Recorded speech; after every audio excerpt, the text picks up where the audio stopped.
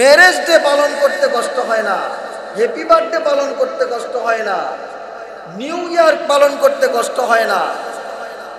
যখন মিলাদুন নবীর বিষয়ে কথা আসে, ঈদে মিলাদুন নবীর বিষয়ে বলা হয়, তখন বলে নবীর জন্ম যেই তারিখে, নবীর মৃত্যু এই তারিখে।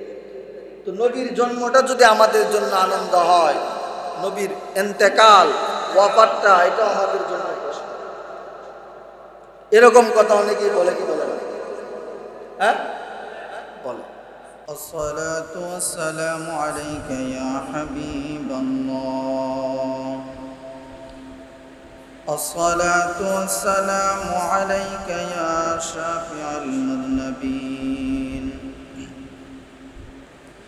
الصلاة والسلام عليك يا رحمة للعالمين. الحمد لله نحمده ونستعينه ونستغفره ونؤمن به ونتوكل عليه ونعوذ بالله من شرور أنفسنا ومن سيئات أعمالنا. من يهده الله فلا مضل له ومن يضلله فلا هادي له.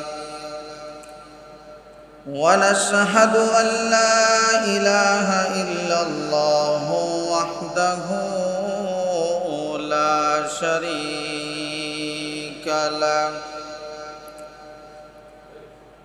ونشهد أن سيدنا وسندنا ونبينا وحبيبنا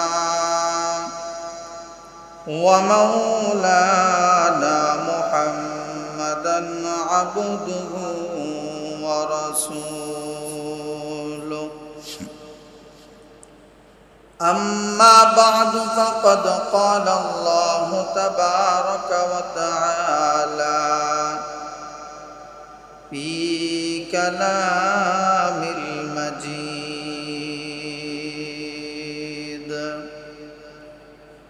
وفي فرقان الحميد. أعوذ بالله من الشيطان الرجيم. بسم الله الرحمن الرحيم. لقد من الله على المؤمنين إذ بعث فيهم رسولا من أنفسهم يتلو عليهم آياته ويزكيهم ويعلمهم الكتاب والحكمة وإن كانوا من قبل لفي ضلال مبين. وقال الله تبارك وتعالى في شأن حبيبه ومحبوبه مخبرا وآمرا: إن الله وملائكته يصلون على النبي يا أيها الذين آمنوا صلوا عليه وسلموا تسليما. يا اللهم صل على سيدنا مولانا محمد وعلى آل سيدنا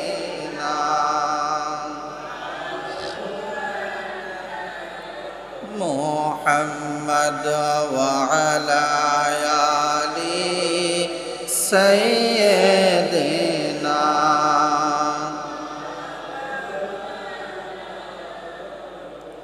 محمد لا إله إلا الله لا إله لا إله لا إله سبحان الله والحمد لله لا إله إلا الله لا إله إلا الله لا إله لا إله حسبي ربي جل الله ما في قلبي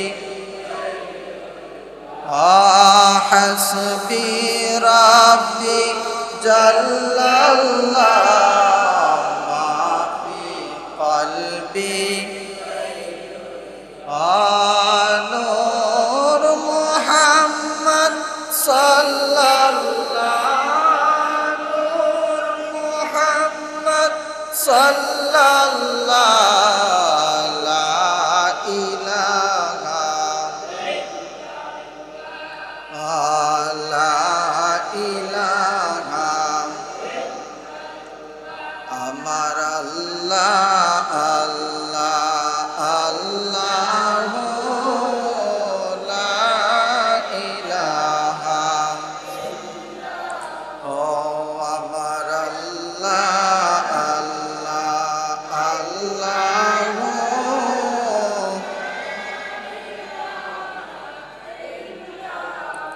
মৌতের তুফান আসবে যখন নবী গো আমার দয়া করে দিয়ান দেখা দয়া করে দিয়ান দেখা হাবিব দু জাহান নবীজি আল্লাহ আল্লাহ আল্লাহ লা ইলাহা ইল্লাল্লাহ আমার আল্লাহ আল্লাহ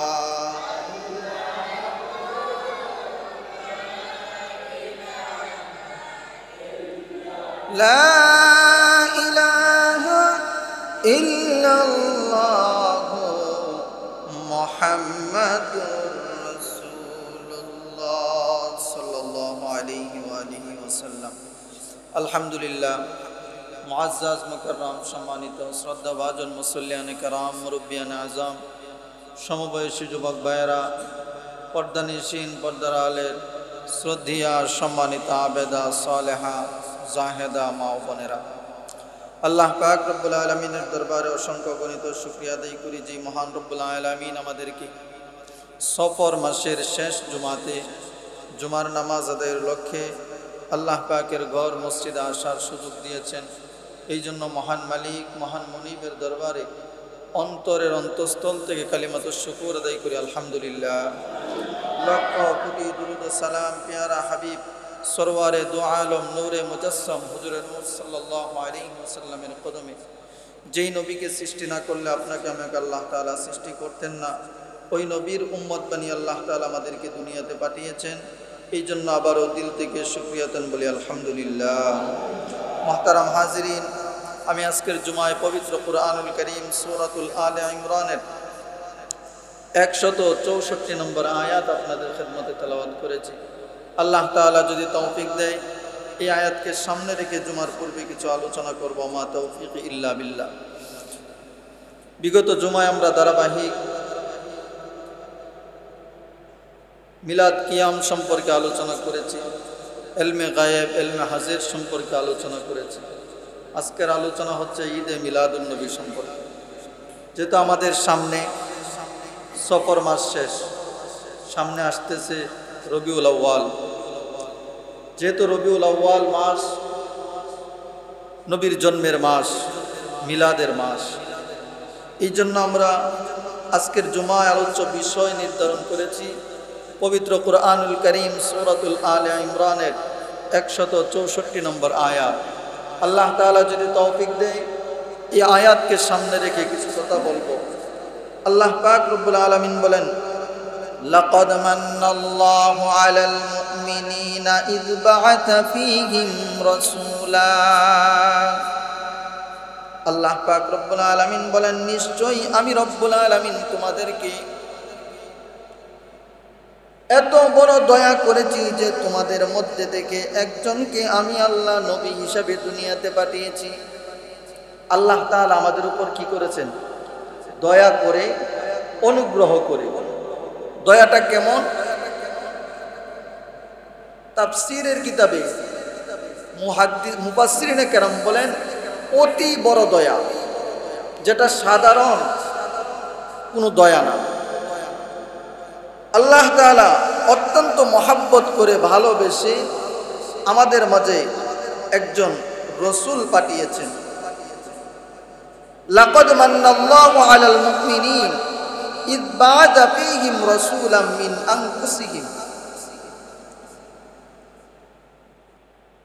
আনফুসিহিম। আল্লাহ পাক আমাদের মধ্যে থেকে, আমাদের মাঝখান থেকে একজনকে রসুল হিসাবে আমাদের সামনে পেশ করেছেন। হযরত ঈসা আলাইহিস সালাতু ওয়াস সালাম বলতেছিলেন আল্লাহর কাছে, রব্বানা আনজিল আলাইনা মাইদাতাম মিনাস সামাই তাকুনু লানা ঈদা। পয়গম্বর ঈসা আলাইহিস সালাতু ওয়াস সালাম আল্লাহকে বলতেছেন, রব্বানা, আয় আমার রব, আনজিল আলাইনা মাইদাতাম মিনাস সামা, যদি আয় আমার রব আমার জন্য যদি আসমান থেকে ট্রে ভর্তি খাবার পাঠান, তাকুনু লানা ঈদান, ওই খাবার পাঠানোর কারণে আমি ঈসা আমার উম্মত নিয়ে আমি আপনার জন্য ঈদ পালন করব। ঈসা আলাইহিস সালাতু ওয়াস সালাম আল্লাহর কাছে দোয়া করতেছে। সূরা মাইদার 114 নম্বর আয়াত। ঈসা নবী আল্লাহর কাছে দোয়া করছিলেন, আল্লাহ, রব্বানা আনজিল আলাইনা মাইদাতাম মিনাস সামা, যদি আপনি আমার এই উম্মতের জন্য আসমান থেকে ট্রে ভর্তি, দস্তরখানা ভর্তি খাবার পাঠান, অর্থাৎ যেটাকে মান্না সালওয়া বলা হয়, আসমানি খাবার, জান্নাতি খাবার, এই খাবার যদি আমার উম্মতের জন্য আপনি আসমান থেকে পাঠান, তাহলে আমি কি করব? তাকুনু লানা ঈদা। ঈদ মানে কি? আনন্দ।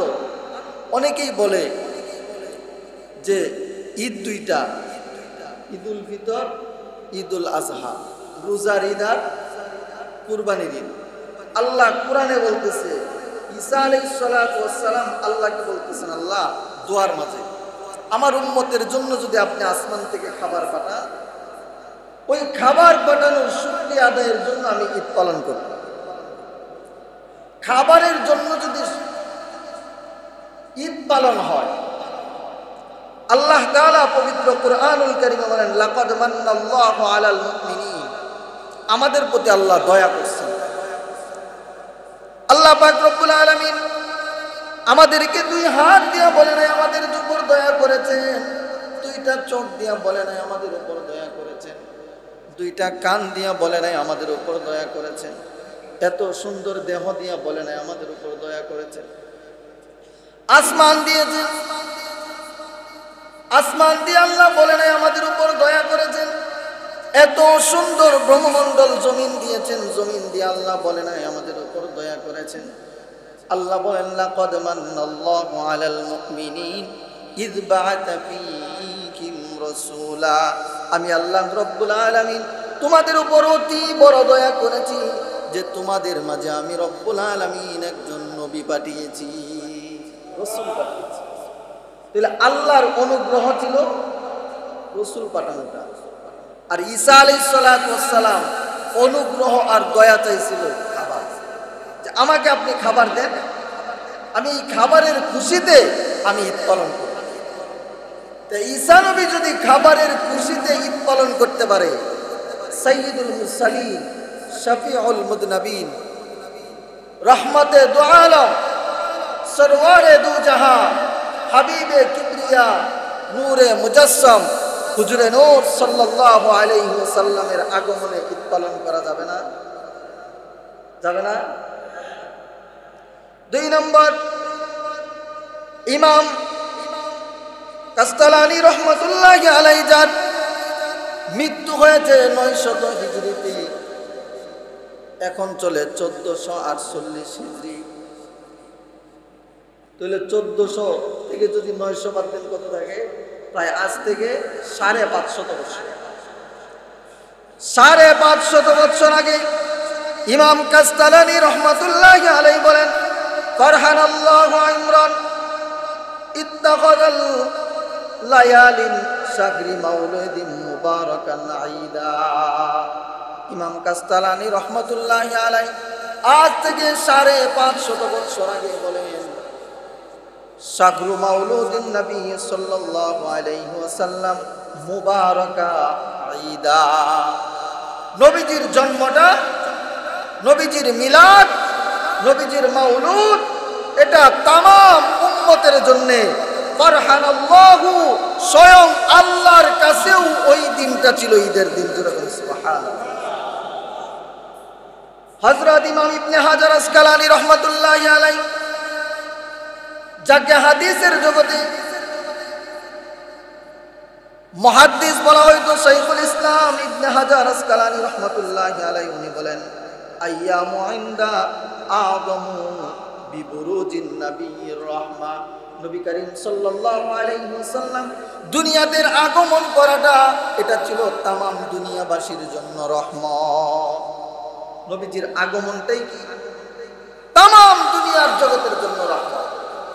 আল্লাহ পাক রব্বুল আলামিন এই জন্যই পবিত্র কোরআনুল কারীমে বলেন, লাকাদ মান্নাল্লাহু আলাল মুমিনিনা ইয বা'আতা ফীহিম রাসূলা, আমি তোমাদের উপর এত দয়া করেছি, এত দয়া, এত অনুগ্রহ করেছি যে তোমাদের মাঝে আমি রব্বুল আলামিন দয়া করে তোমাদের মধ্য থেকে আমি একজনকে রাসূল হিসাবে নিযুক্ত করেছি। তাহলে নবীকে আমাদের মাঝে পাঠানোটা এটা আনন্দের খবর না কষ্টের খবর? আনন্দের খবর। হযরত জালালউদ্দিন সুয়ুতী রাহমাতুল্লাহি আলাইহি, ইমাম জালালউদ্দিন সুয়ুতী লেখেন, শয়তান যে কয়বার কান্না করেছে তার মধ্যে একটা ছিল নবীজির আগমন। শয়তান যখন আল্লাহ পাক রব্বুল আলামিন শয়তানকে জান্নাত থেকে বের করে দিলেন, শয়তানের উপর যখন লানতের তক্তা ঝুলিয়ে দেওয়া হলো, প্রথম শয়তান তখন কান্না করে, দ্বিতীয়বার যখন নবীজি দুনিয়াতে আগমন করে শয়তান তখন কান্না করে। মানে শয়তান খুশি হইতে পারে না। শয়তান কি হইতে পারে না? খুশি হইতে পারে না। তাহলে নবী দুনিয়াতে আসার কারণে যার মনে কষ্ট হয় সে কি শয়তানের খালাতো ভাই। নবীজি দুনিয়াতে আগমন করছে, নবীর মিলাদ মানতে রাজি না, নবীর মিলাদ পালন করতে রাজি না। নবীর মিলাদ পালন করতে কষ্ট হয়, কিন্তু সন্তানের হ্যাপি বার্থডে পালন করতে কষ্ট হয়। নবীর মিলাদে আপত্তি, ছেলে মেয়ে ম্যারেজ ডে পালন করতে কষ্ট হয় না, হ্যাপি বার্থডে পালন করতে কষ্ট হয় না, নিউ ইয়ার পালন করতে কষ্ট হয় না। যখন মিলাদুন নবীর বিষয়ে কথা আসে, ঈদে মিলাদুন নবীর বিষয়ে বলা হয়, তখন বলে নবীর জন্ম যেই তারিখে, নবীর মৃত্যু এই তারিখে। তো নবীর জন্মটা যদি আমাদের জন্য আনন্দ হয়, নবীর ইন্তেকাল ওয়াফাতটা এটা আমাদের জন্য কষ্ট। এরকম কথা অনেকেই বলে কি বলে না? হ্যাঁ বলে। তার কথার জবাব আছে। আল্লাহ পাক রব্বুল আলামিন পবিত্র কুরআনুল কারীমের সর্বশেষ আয়াত আল-ইয়াওমা আকমালতু লাকুম দীনাকুম ওয়া আতমামতু আলাইকুম নি'মাতি ওয়া রাদিতু লাকুমুল ইসলাম দীনা, এটা ছিল কুরআনের সর্বশেষ আয়াত। এরপরে আর কোন আয়াত নাজিল হয় না। এই আয়াতটা নাজিল হয়েছে জিলহজ মাসের 9 তারিখ জুমার দিন। জিলহজ মাসের 9 তারিখ জুমার দিন। ইতিহাসবিদগণ লেখেন নবীজির ইন্তেকাল দিনটা সোমবার ছিল। এই বিষয়ে সকল ইতিহাসবিদগণ একমত। নবীর ইন্তেকাল সোমবারে, দাফন হয়েছে বুধবারে। সোমবারে ইন্তেকাল করেছে, বুধবারে দাফন হয়েছে। বর্তমান তথ্য প্রযুক্তির যুগ। এখন যদি আমরা বুখারী শরীফের হাদিস এটা আসছে আল-ইয়াওমা আকমালতু লাকুম দীনাকুম ওয়া আতমামতু আলাইকুম নি'মাতি ওয়া রাদিতু লাকুমুল ইসলাম দীনা। এই আয়াত নাজিল হয়েছে ইয়াউমুল আরাফা জুমার দিনে। জুমার দিনে যদি এই আয়াত নাজিল হয় আর জুমার দিনটা যদি 9 জিলহজ ধরে ইয়াউমে আরাফার দিন ধরে গণনা করেন, তাহলে জিলহজের পরে মুহররম, মুহররমের পরে কি সফর, সফরের পরে রবিউল আউয়াল। যদি আপনি জিলহজ মাস থেকে জিলহজের 9 তারিখ শুক্রবার থেকে গণনা করতে থাকেন, জিলহজ, মুহররম, সফর, রবিউল আউয়াল, যখন রবিউল আউয়ালে আসবেন আয়সা দেখবেন সোমবার দিনটা যদি নির্বাচন করেন হয়তো হবে 2 রবিউল আউয়াল, না হয় হবে 12 রবিউল আউয়াল, 9 রবিউল আউয়াল, 9 রবিউল আউয়াল অথবা 2 রবিউল আউয়াল। অর্থাৎ নবীজির মাউলুদ, মিলাদ, জন্ম 12 রবিউল আউয়াল। এই ব্যাপারে সকল ইতিহাসবিদগণ, মুহাদ্দিসিন, মুফাসসিরিনগণ একমত, ইমামগণ একমত যে নবীজির জন্ম 12 রবিউল আউয়াল। কিন্তু মৃত্যুর তারিখ নিয়ে অনেকের মধ্যে দ্বিমত রয়েছে। যদি আমরা ধরে নেই আল-ইয়াওমা আকমালতু লাকুম দীনাকুম ওয়া আতমামতু আলাইকুম নি'মাতি ওয়া রাদিতু লাকুমুল ইসলাম দীনা, এই আয়াত সহিহ বুখারীর হাদিসে আসছে। এই আয়াতটা ইয়াউমে আরাফা 9 জিলহজ জুমার দিনে নাযিল হয়েছে। এই দিন থেকে তথ্য প্রযুক্তির যুগ। আপনি ক্যালকুলেটর দিয়া, মোবাইল দিয়ে হিসাব করেন, হিসাব করলেই দেখতে পারবেন যে সোমবার দিন আসলে মূলত কত তারিখ পড়ে। যদি আমরা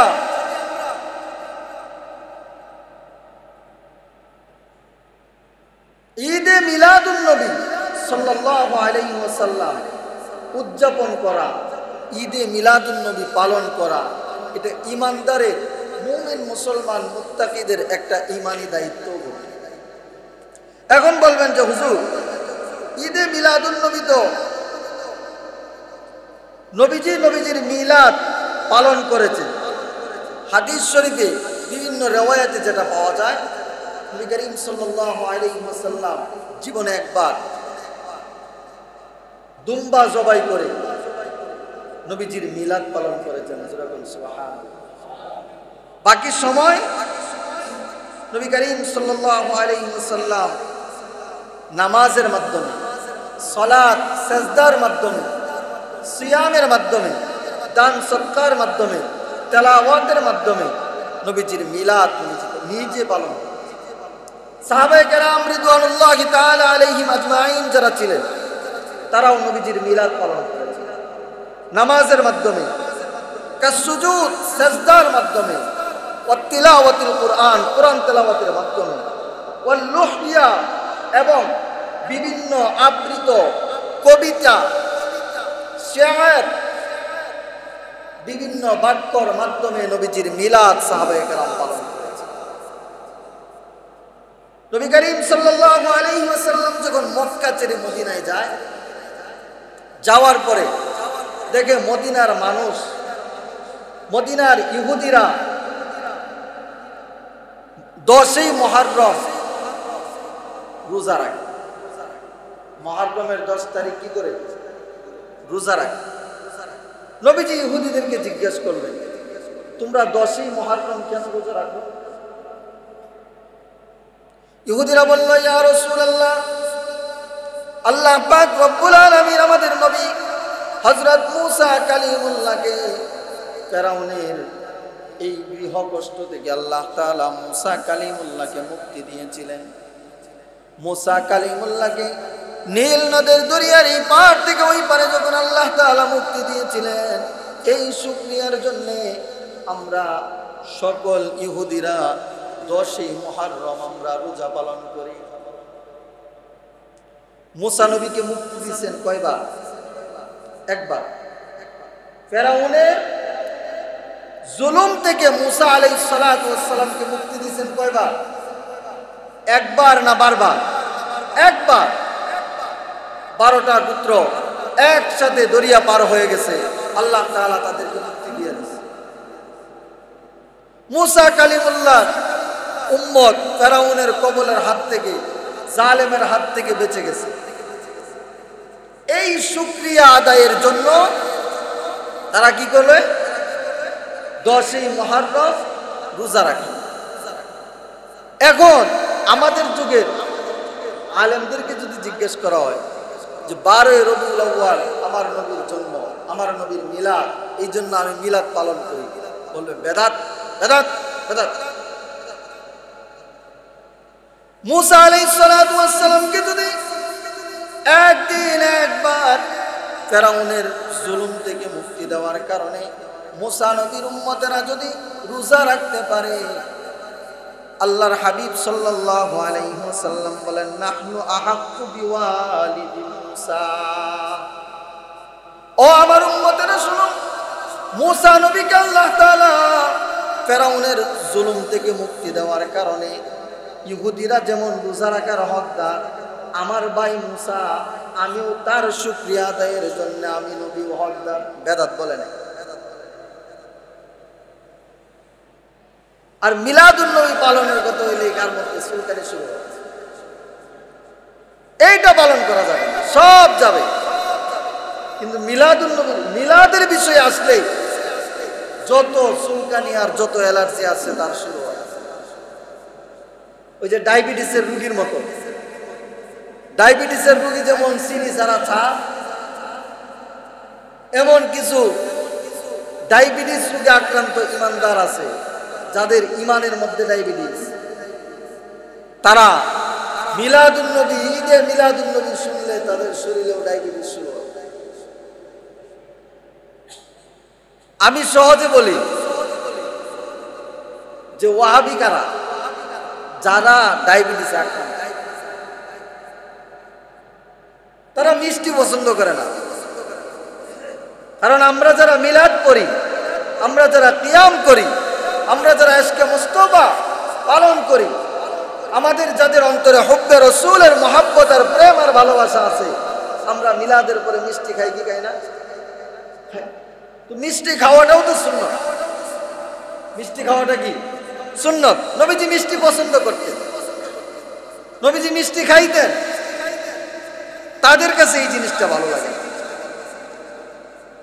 মুহতারাম হাজিরিন, ইমাম ইবনে হাজার আসকালানী রাহমাতুল্লাহি আলাইহি বলেন, আমালুল লিল মাউলুদ, মিলাদের আমল কিভাবে করা যায়? মিলাদের আমল আল্লাহর শুকরিয়ার মাধ্যমে মিলাদের আমল করা যায়। আল্লাহর শুকরিয়া কিভাবে আদায় হয়? ওয়া শুকরি লিল্লাহি তাআলা ইয়াহসিলু, আল্লাহ পাক রব্বুল আলামিনের শুকরিয়া অনেক ভাবে আদায় হয়। তার মধ্যে একটা হলো কাসসুজুদ, যখন কোনো বান্দা আল্লাহর কুদরতি কদমে সেজদা করে, ওই সেজদার মাধ্যমে আল্লাহর শুকরিয়া আদায় হয়। কি করে? সেজদা করে। ইমাম ইবনে হাজার আসকালানী রাহমাতুল্লাহি আলাইহি বলেন, শুধু সেজদার মাধ্যমে আল্লাহর শুকরিয়া আদায় হয় না, কাসিয়াম, যখন কোনো মানুষ রোজা রাখে, ওই রোজার মাধ্যমে তার মালিক মহান রব্বুল আলামিনের শুকরিয়া আদায় হয়। 3 নম্বর, ওয়াতিলাওয়াতুল কুরআন, কোনো মানুষ যদি কোরআন তেলাওয়াত করে, ওই কোরআন তেলাওয়াতের মাধ্যমে মহান আল্লাহ রব্বুল আলামিনের শুকরিয়া আদায় হয়। তাহলে সেজদার মাধ্যমেও শুকরিয়া আদায় হয়, রোজার মাধ্যমেও শুকরিয়া আদায় হয়, কোরআন তেলাওয়াতের মাধ্যমেও শুকরিয়া আদায় হয়। 4 নম্বর, ওয়ালাহিয়া। 5 নম্বর, ওয়ামিনাস সামাস, কোনো যদি এমন কোনো কবিতা হয়, আবৃত্তি হয়, যেমন সাহাবায়ে কেরাম বলেছিলেন, তালাআল বাদরু আলাইনা মিন সানিয়াতিল বিদাই ওয়াজাবা শুকরু আলাইনা মাদআ লিল্লাহি দাই। এটা কিন্তু কোরআনের আয়াতও না, এটা হাদিসের কোনো অংশ না। আমার নবী যখন মক্কার জন্মভূমি, মাতৃভূমি ছেড়ে যখন মদিনায় যায়, মদিনার তখন নারীরা, শিশুরা, মদিনার যুবক যুবতীরা আমার নবীকে স্বাগতম জানানোর জন্য কবিতা পড়তে শুরু করলেন। তালাআল বাদরু আলাইনা মিন সানিয়াতিল বিদাই ওয়াজাবা শুকরু আলাইনা মাদআ লিল্লাহি দাই। এই জন্য ইমাম ইবনে হাজার আসকালানী রাহমাতুল্লাহি আলাইহি বলেন, কেউ যদি তার নবীর আগমনের শুকরিয়া আদায়ের জন্য যদি কবিতা আবৃত্তিপাঠ করে, অর্থাৎ মিলাদ পড়ে, আমরা মিলাদের মধ্যে কবিতা পড়ি কি পড়ি না? নবীর শান বলে কি বলি না? নবীর শান, নবীর সম্মান, নবীর আজমত, নবীর মহাব্বত বৃদ্ধির জন্য যা কিছু করা হয়, এটাই হলো আল্লাহর শুকরিয়া আদায় করা। জোরে কোন সুবহানাল্লাহ। আর আজীব বিষয়, অনেকেই বলে না যে মিলাদ, এই মিলাদ ও কিয়াম এবং ঈদে মিলাদুন নবী, এটা শুধু বাংলাদেশে, বাংলাদেশ ছাড়া অন্য কোনো দেশে নেই, এবং ভারতবর্ষ, বাংলাদেশ ভারতবর্ষ ছাড়া অন্য কোনো দেশে নেই। আমি যে কয়জন ইমামের নাম বলব, এই ইমামগুলা ছাড়া, এই ইমামগুলার লিখিত কিতাব ছাড়া এই পর্যন্ত কোনো আলেম হইতে পারে, সে হোক খারেজি, হোক ওয়াহাবি, হোক লামাযহাবি, হোক আহলে হাদিস, হোক সুন্নি, যে যেই তরিকার হোক, এই ইমামগুলার কিতাব পড়া ছাড়া আলেম হওয়া সম্ভব না। ইমাম জালালউদ্দিন সুয়ুতী রহমতুল্লাহি আলাইহি, যার 500-র উপরে নিজের লেখা কিতাব আছে, জালালউদ্দিন সুয়ুতী রহমতুল্লাহি আলাইহি, ওনার ওয়াফাত হয়েছে 911 হিজরি, আজ থেকে 550 বছর আগে। বর্তমান তথ্য প্রযুক্তির যুগ, যুবক ভাইদেরকে বলবো, অনেকেই সুন্নি বলে, আমরা আহলে সুন্নাত ওয়াল জামাতের অনুসারী যারা, তাদেরকে টিটকারি মারে, তাদেরকে হ্যায় প্রতিপন্ন করে। আমি তাদেরকে বলবো, উইকিপিডিয়া মিডিয়া আছে না? হ্যাঁ, আসেনি? উইকিপিডিয়া আসেনি? এই গুগলের মধ্যে চার্জ দিবেন, যেই লোকগুলোর নাম বলতেছি, ইমাম জালালউদ্দিন সুয়ুতী, যার ইন্তেকাল 911 হিজরিতে, ইমাম ইবনে হাজার আসকালানী, যিনাকে হাফিজুল হাদিস বলা হইত, আমিরুল মুমিনিন ফিল হাদিস, 3 জন ব্যক্তিকে আমিরুল মুমিনিন ফিল হাদিস বলা হইত। তার মধ্যে একজন হচ্ছে ইমাম বুখারী, আরেকজন হচ্ছে ইমাম ইবনে হাজার আসকালানী রহমতুল্লাহি আলাইহি। ইমাম ইবনে হাজার আসকালানী, যার মৃত্যু হয়েছে 852 হিজরিতে, উনিও ছিলেন একজন সুন্নি আলেম। সুবহানাল্লাহ। 852 হিজরি, আজ থেকে প্রায় 600 বছর আগে। ইমাম কাস্তালানী রহমতুল্লাহি আলাইহি, যার ইন্তেকাল হয়েছে 923 হিজরিতে, উনিও সুন্নি আলেম ছিলেন। উইকিপিডিয়াতে চার্জ দিবেন, গুগলে চার্জ দিবেন, জালালউদ্দিন সুয়ুতি লিখবেন, ইমাম জালালউদ্দিন সুয়ুতি, ওনার ডিটেলস চলে আসবে, দেখবেন লেখা আছে উনি সুন্নি আলেম। ইমাম ইবনে হাজার আসকালানি উনিও সুন্নি আলেম। ইমাম মুল্লা আলী কারি রহমতুল্লাহি আলাইহি উনি একজন সুন্নি আলেম। ইমাম নববী যার ইন্তেকাল হয়েছে 676 হিজরিতে, উনিও সুন্নি আলেম। এবং প্রত্যেকের বাড়ি দামেস্কে, সিরিয়াতে একজনও বাঙালি না, একজনও হিন্দুস্তানি না। ইমাম ইবনে হাজার আসকালানি যার লিখিত কিতাব ফতহুল বারি, বুখারীর শরহ ফতহুল বারি, ওনারা আমাদের হানাফি মাযহাবেরও ছিলেন। যতজন ইমামের কথা বলতেছি মুল্লা আলী কারি রহমতুল্লাহি আলাইহি ছাড়া বাকি 5 জন ইমামই ছিলেন শাফি মাযহাবের। মাযহাব হিসেবে তারা কি মানত? শাফি, কিন্তু আকীদাগত তাদের আকীদা ছিল সুন্নি।